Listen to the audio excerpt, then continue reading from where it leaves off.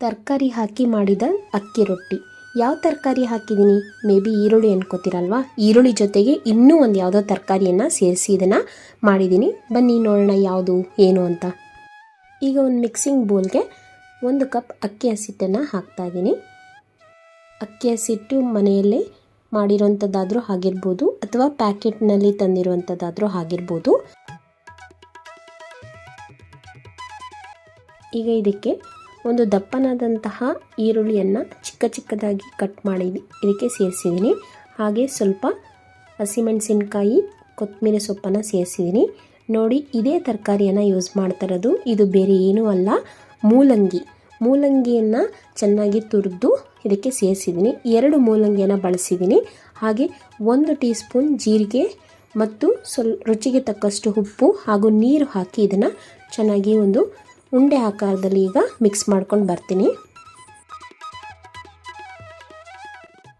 ಈಗ ಅಕ್ಕಿ ರೊಟ್ಟಿಗೆ ಬೇಕಾಗಿರುವಂತಹ ಹಿಟ್ಟು ರೆಡಿಯಾಗಿದೆ. ಇದನ್ನು ಒಂದು 15 ನಿಮಿಷ ಹೀಗೆ ರೆಸ್ಟಿಂಗ್ ಮಾಡಲಿಕ್ಕೆ ಬಿಡೋಣ. ಈಗ ಒಂದು ಪ್ಲಾಸ್ಟಿಕ್ ಶೀಟನ್ನು ತಗೊಳ್ಳಿ. ಪ್ಲಾಸ್ಟಿಕ್ ಶೀಟಿಗೆ ಎಣ್ಣೆಯನ್ನು ಹಚ್ಚಿ ಅದಾದ ನಂತರ ಈ ಅಕ್ಕಿ ಹಸಿಟ್ಟನ್ನು ಉಂಡೆ ಮಾಡಿ ಹೀಗೆ ಸ್ವಲ್ಪ ಇದನ್ನು ಫ್ಲ್ಯಾಟ್ ಮಾಡ್ಕೊಳ್ಳಿ.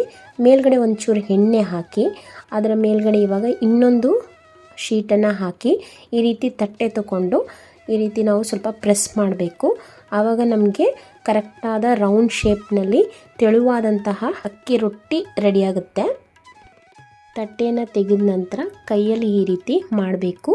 ಆಗ ಇನ್ನೂ ಸ್ವಲ್ಪ ತೆಳುವಾಗಿ ಬರುತ್ತೆ. ನೋಡಿ, ಎಷ್ಟು ತೆಳುವಾದಂತಹ ವೃತ್ತಾಕಾರದ ಅಕ್ಕಿ ರೊಟ್ಟಿ ರೆಡಿ ಇದೆ. ಈಗ ಇದನ್ನು ನಾವು ಬೇಯಿಸಬೇಕು. ಒಂದು ತವಾಗೆ ಸ್ವಲ್ಪ ಎಣ್ಣೆ ಹಾಕಿ, ಎಣ್ಣೆ ಕಾದ ನಂತರ ನಾವು ತಯಾರು ಮಾಡಿರುವಂತಹ ಅಕ್ಕಿ ರೊಟ್ಟಿಯನ್ನು ಇದರ ಮೇಲೆ ಇಟ್ಟು ಇದನ್ನು ಬೇಯಿಸಬೇಕು. ಬೆಂದ ನಂತರ ನಮ್ಮ ಅಕ್ಕಿ ರೊಟ್ಟಿ ರೆಡಿಯಾಗುತ್ತೆ.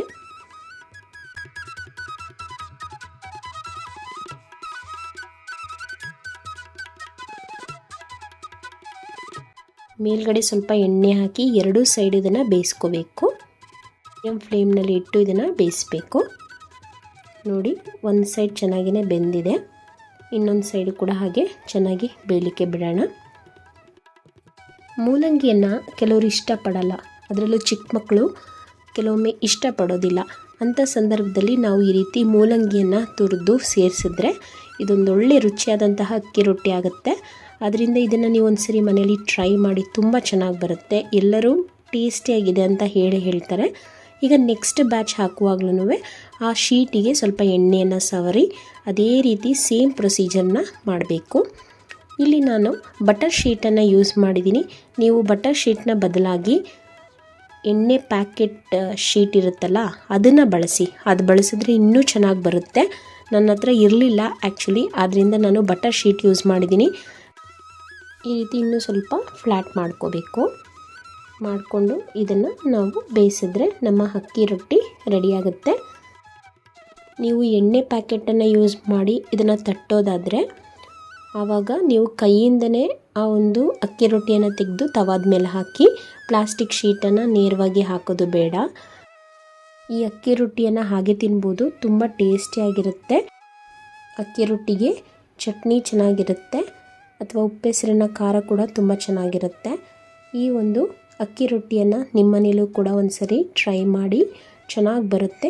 ಚೆನ್ನಾಗಿ ಬಂದರೆ ನನ್ನ ಚಾನಲ್ನ ಸಬ್ಸ್ಕ್ರೈಬ್ ಆಗೋದನ್ನ ಮಾತ್ರ ಮರಿಬೇಡಿ. ನನ್ನ ಚಾನಲ್ಗೆ ಸಪೋರ್ಟ್ ಮಾಡ್ತಿರುವಂತಹ ಎಲ್ಲರಿಗೂ ಧನ್ಯವಾದಗಳು. ಈ ವಿಡಿಯೋ ನಿಮಗೆ ಇಷ್ಟ ಆಗಿದ್ದರೆ ಒಂದು ಲೈಕ್ ಕೊಡಿ ಮತ್ತು ನಿಮ್ಮ ಫ್ಯಾಮಿಲಿ ಆ್ಯಂಡ್ ಫ್ರೆಂಡ್ಸ್ಗೆ ಶೇರ್ ಮಾಡಿ. Thank you so much for watching.